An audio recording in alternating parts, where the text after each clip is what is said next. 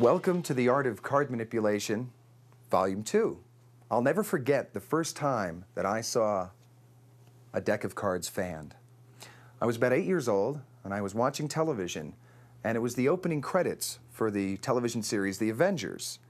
Well, I later found out it was Johnny Hart's hands doing the manipulations on the television screen. But when I was 8 years old, I knew that those cards were tricked. I knew that they were spring-loaded or gimmicked or something. Well, 2 years later, I went to New York and I saw Colin Rose, an English manipulator, performing in Ricciardi's The World Festival of Witchcraft and the Occult at the Felt Forum. He came out on stage, Mr. Colin Rose and his tales, and he produced fan after fan after fan of cards at his fingertips. Well, being 10 years old and having 2 years of experience in magic, I knew that he had some kind of mechanical device on the back of his arm that delivered the cards to his hand, where they then sprung open, and he dropped them. Well, I had figured it out, so it really wasn't interesting for me.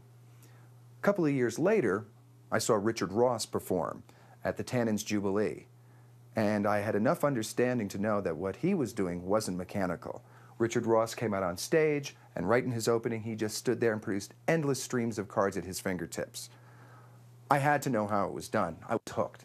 I asked other magicians at the convention, what was this card stuff about? I had to learn it.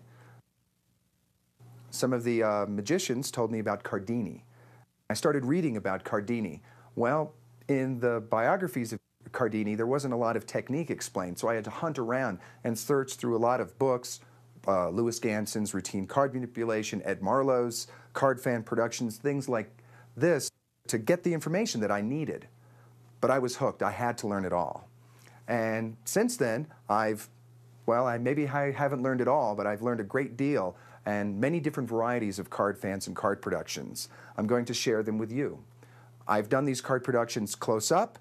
I've done them in parlor situations, and I've also performed card fan productions on some of the biggest stages in the world, Radio City Music Hall. So it's really not the size of the venue or the intimacy of the venue that dictates what type of card magic or card flourishes productions you can do. And I hope you're ready, because the following card manipulations aren't all easy. They're not automatic. You will have to practice. But I'm sure you'll get hooked, and I'm sure you'll enjoy doing them, find them challenging, and hopefully very rewarding. So let's get started.